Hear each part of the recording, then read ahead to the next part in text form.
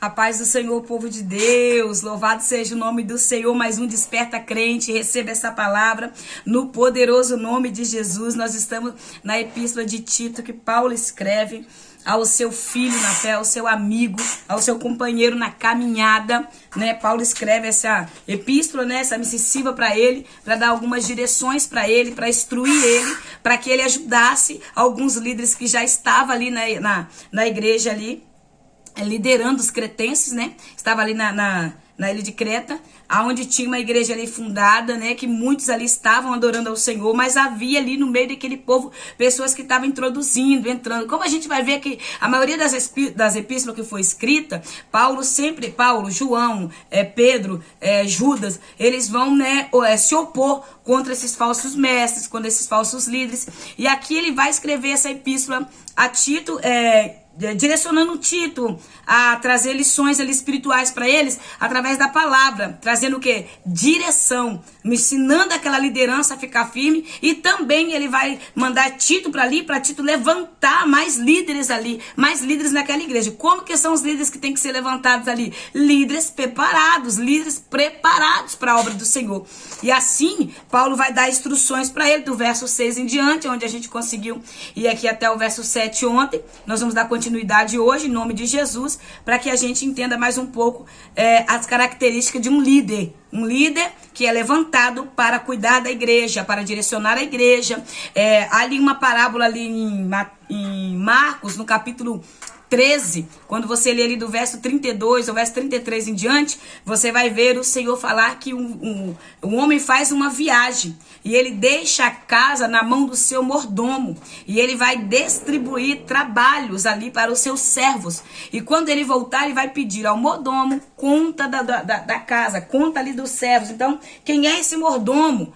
É o pastor da igreja, é o líder da igreja, é o pastor da igreja, é o bispo da igreja, é o presbítero da igreja, é o homem que o Senhor colocou ali para cuidar do rebanho, para tomar conta do rebanho. Então, por isso que Paulo está dizendo que para ser levantado para cuidar da casa de Deus, da obra de Deus, das ovelhas do Senhor, tem que ser homens preparados, homens que renunciaram à sua carne, que renunciaram aos seus desejos, que renunciaram a si próprio. Claro, não deixou de viver, vive ainda, mas é homens que entenderam o propósito e não vive segundo a sua carne, mas sim ao Espírito de Deus, amém? Vamos dar uma continuação aqui. O tema da carta, né, é o propósito do líder. A gente vai ver aqui no verso 5 do capítulo 1, onde nós estamos ainda.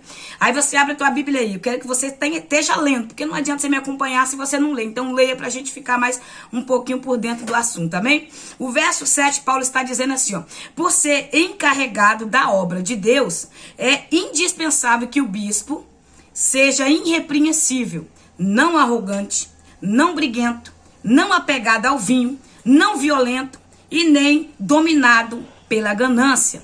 Paulo está dizendo que ele seja irrepreensível, que na vida dele não tenha imoralidade, que ele seja um homem com a moral íntegra, que ele tenha moral íntegra. Então Paulo está dizendo que as ações dele falem sobre ele, porque eu posso falar muito aqui com vocês, mas a minha ação, as minhas ações do meu dia a dia vai dizer mais sobre mim do que as minhas palavras.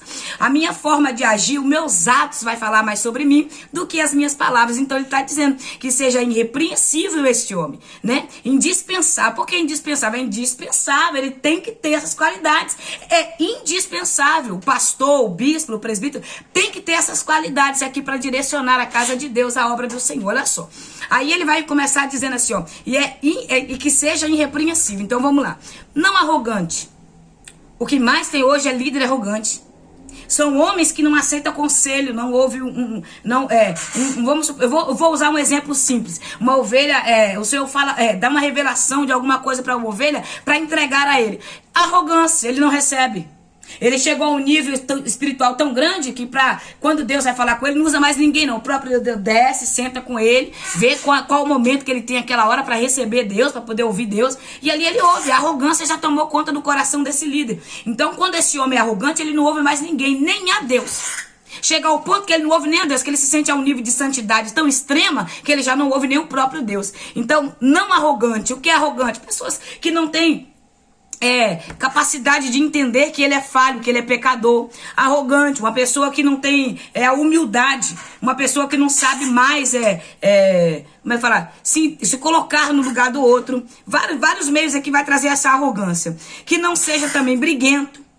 Há líderes briguentos, que bate boca com ovelha, que bate boca com seus liderados, que bate boca até com seus companheiros de obra, com seus companheiros de ministério, pastores entre pastores, líderes entre líderes. Então ele está dizendo que não seja briguento, que não seja briguento também na sua casa, porque tem homem que é terrível, tem mulher também que é terrível, briguento, qualquer coisa arruma briga, qualquer coisa arruma confusão, uma coisinha, coisa que é para ele apaziguar, que é para ele, né, não fazer, que ele faz uma tempestade no copo d'água, porque gosta, é um homem briguento, é um homem que gosta do problema, um homem que gosta da fofoca, gosta da confusão, tá no meio. Tem líderes aí que estão dentro da contenda da igreja, tá no meio da fofoca da igreja, muitas vezes é até o próprio líder da igreja que faz a fofoca, né, no meio da membresia.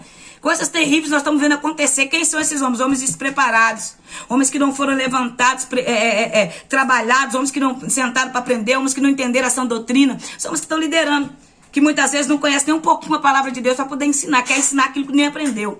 Então ele está dizendo que não seja também apegado ao vinho, beberrão.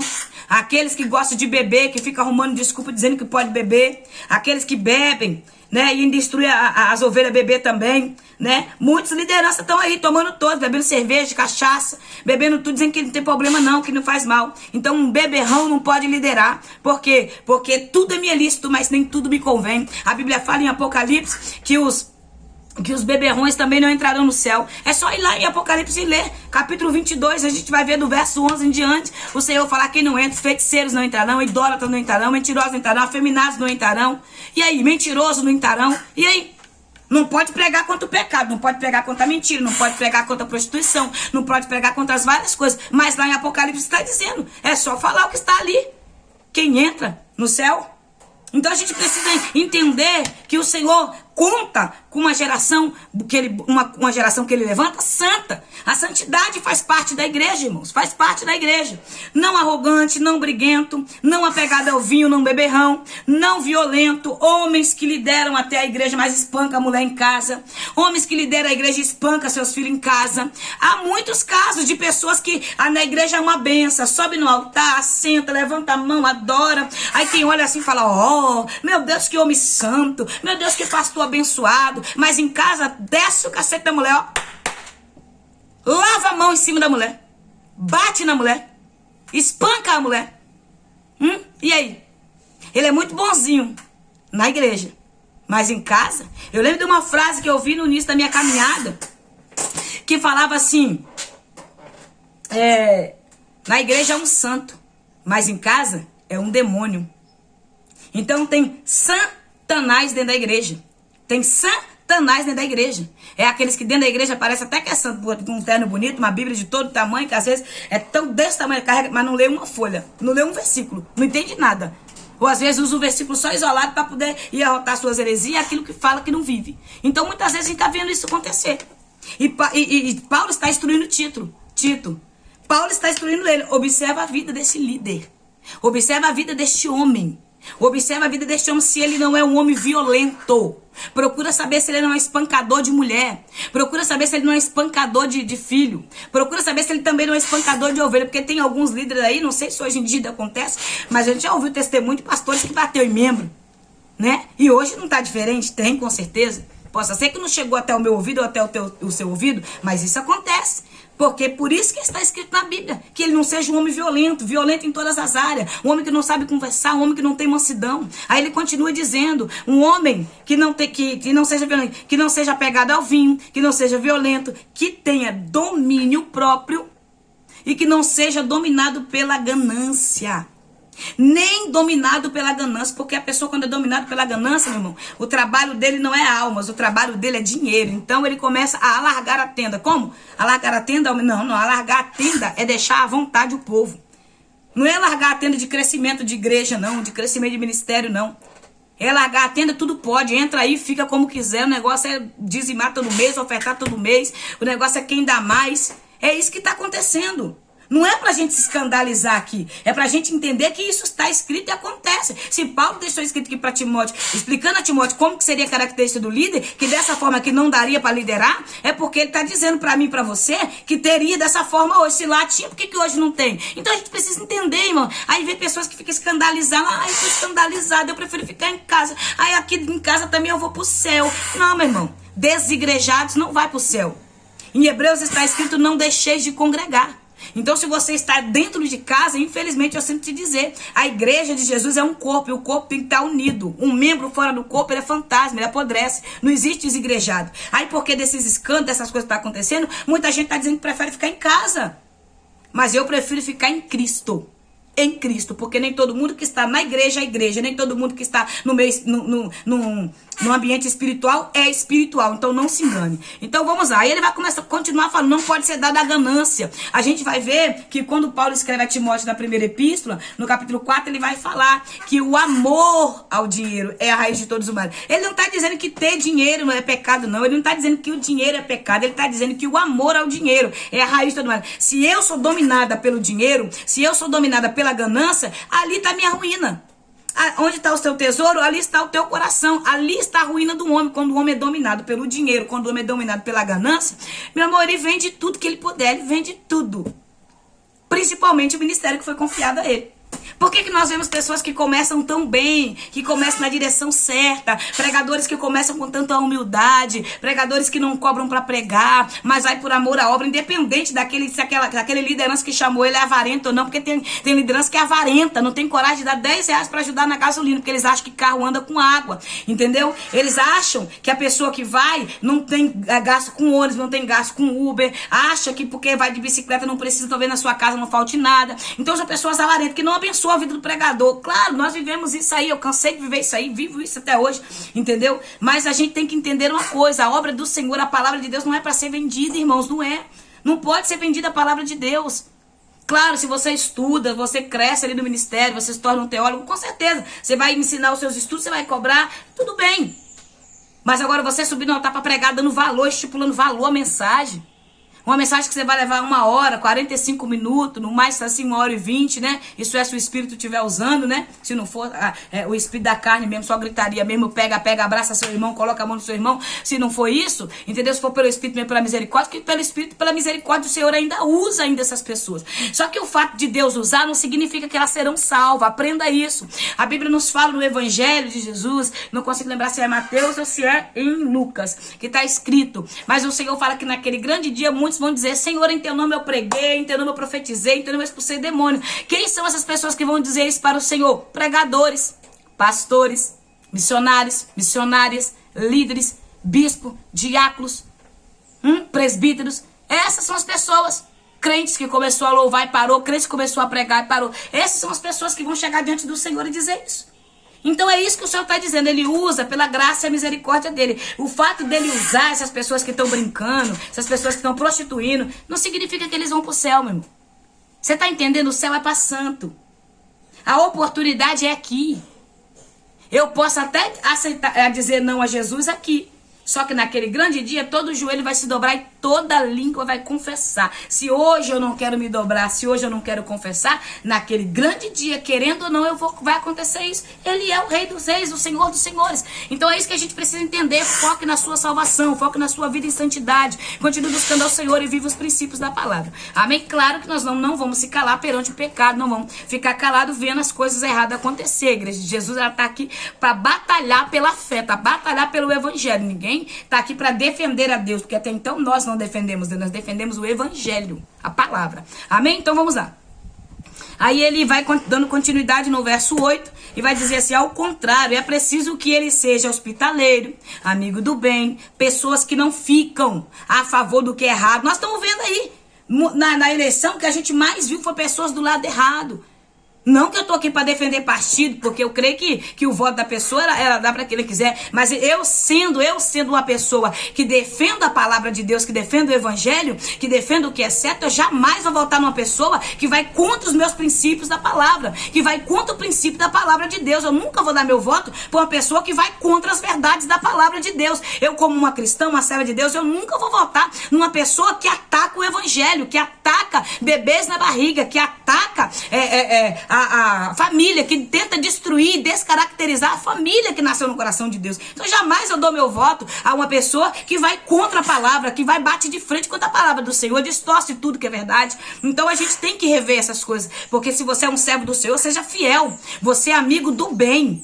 Você é um homem hospitaleiro. O homem hospitaleiro é aquele que está sempre pronto para ajudar, está sempre pronto para abraçar. Sensato, é um homem sensato, não é um homem louco que age com a sua loucura. É um homem que é sensato, é um homem racional, não irracional. É um homem louco, um homem justo. O que é justo? É trabalhar com a justiça, é viver na justiça, porque o nosso Deus é justo. Porque se eu sou justa, se eu sou piedosa, eu vivo da forma que o Senhor me chamou para ver. Piedade é o quê? Piedade é amor, é misericórdia. Tem domínio próprio. Quer ter domínio próprio? Domínio próprio é eu me dominar.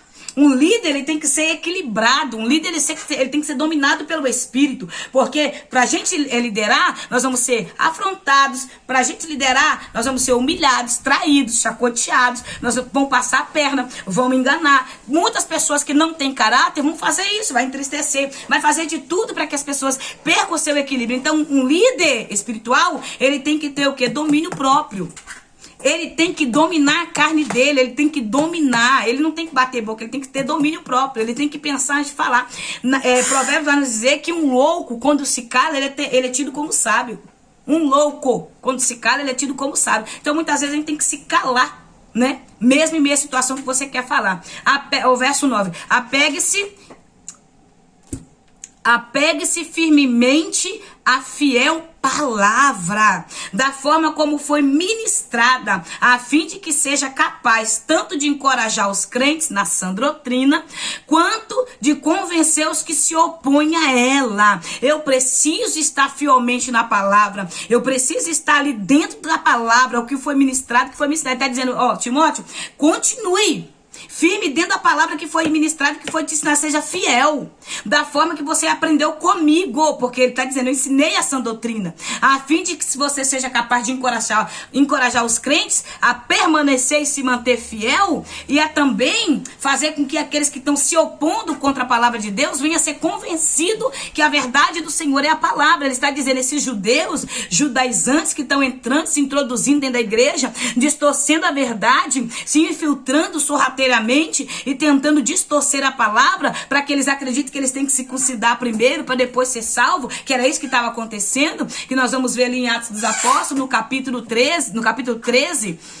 14, aonde começa uma discussão dentro da igreja de Jerusalém e nas igrejas ali da circunvizinhança. Eles começam a acreditar o que alguns judaizantes estavam dizendo, alguns que creram em Jesus, aceitaram Jesus, mas começaram a espalhar dentro da igreja que eles tinham que fazer a circuncisão primeiro, porque senão eles não iriam ser salvos, eles não iriam para o céu, porque senão eles estavam descumprindo a lei de Moisés, sendo que a graça do Senhor tinha alcançado aquelas pessoas gentis e eles não precisariam se circuncidar. Então Paulo, ele vai se opor fortemente e vai ensinar os liderados dele a também se opor, porque tudo que é heresia, irmãos, nós não podemos aceitar heresias não. Quantas heresias no dia de hoje nos altares, e muitos têm aceitado.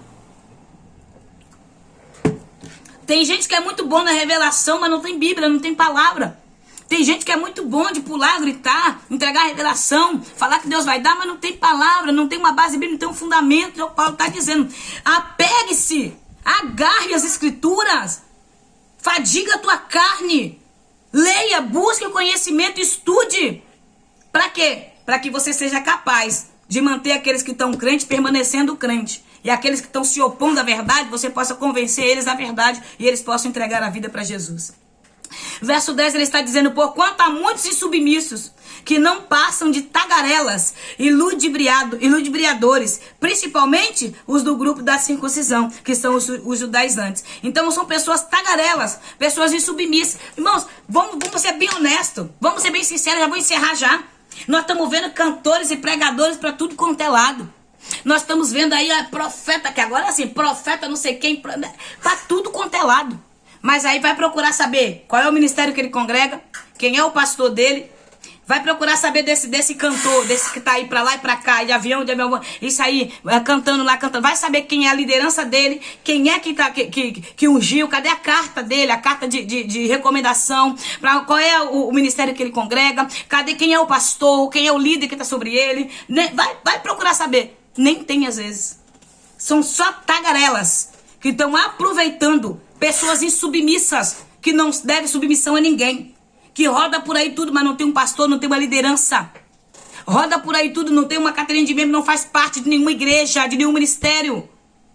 Então é isso que Paulo está dizendo, são pessoas tagarelas, que não são conhecidas no reino, que não são conhecidas no nele, são pessoas ludibriadoras, pessoas que estão aí para enganar, para distorcer a verdade, que ficam iludindo as pessoas, trazendo ilusões, pessoas que são pagas, que aprendem para fazer isso. Então nós precisamos ter cuidado em quem colocamos nos nossos altares. Nós precisamos ter cuidado com essas fábulas que muitos estão aí inventando. Não dá para continuar, mas no verso 11 aqui também vai ser muito bom o assunto que nós vamos entrar. Então, eu vou encerrar por aqui no nome de Jesus. Amanhã eu volto para a glória do teu nome. Em nome de Jesus. Para a glória do nome de Jesus. Eu acredito que Deus tem coisas grandes para fazer. Todas as vezes que eu sento aqui para gravar esse vídeo, eu sinto que o Senhor tem coisas grandes para fazer nas nossas vidas. Quando eu começo a ler, o Senhor começa a ministrar muito no meu coração. E eu acredito, irmãos, que tem sido de grande crescimento para mim e para a tua vida. Eu estava hoje pensando mais cedo, eu estava trabalhando cedo, eu estava pensando. É muita luta, é muita batalha, mas vale a pena a gente dividir um pouco daquilo que o Senhor tem ministrado no nosso coração. E eu creio que eu ainda vou aprofundar muito mais, vou aprender muito mais para poder ensinar muito mais, para que o nome do Senhor seja glorificado para a glória do nome de Jesus, para a glória do nome de Jesus, para a glória do nome de Jesus. Eu acredito no que o Senhor fará na minha e na tua vida, amém? Fica firme com Jesus, Deus abençoe, que a paz do Eterno te alcance, que a tua casa seja repleta de graça, de conhecimento, de verdade, que a unção do Espírito te fortaleça, que o Senhor venha te encher da misericórdia dele neste momento e que você possa ser alcançado pelo nosso Senhor Jesus Cristo. Se você ainda não aceitou Jesus, não entregou a tua vida a Jesus, entregue o teu caminho ao Senhor, confia nele e o mais ele fará, amém? Continue orando, irmão, pela nação brasileira, pela nação de Israel, por todas as nações. Continue orando por mim, eu oro por você. Continue orando pela igreja de Jesus, continue orando por salvação de almas, para que o Senhor toque ao coração daqueles que ainda não se entregou a Jesus, daqueles que se entregou, mas se afastou, porque o nome do Senhor será glorificado quando essas almas vêm, amém? Então que Deus te abençoe e que a paz do Eterno te alcance juntos no nome de Jesus. Pai, eu quero te louvar e te agradecer neste momento. Eu quero pedir ao Senhor mais uma vez por discernimento. Nos ensina, Pai, a ter discernimento nesse tempo. Nos ensina a descer, a negar a nossa carne, a renunciar a nós mesmos e a buscar do Senhor essa humildade, a buscar do Senhor, ó Pai, essa capacidade, Pai, de negarmos a nós mesmos, porque as lutas têm sido grandes, a viver uma vida justa, uma vida de justiça. E eu coloco diante do Senhor a minha vida e a vida dos teus filhos e rendemos a honra, a glória ao Senhor, porque só o Senhor é digno de toda a honra, Pai. Receba a honra, receba a glória, receba o louvor e a adoração das nossas vidas, no nome de Jesus. Amém. Que Deus te abençoe na paz do Senhor Jesus.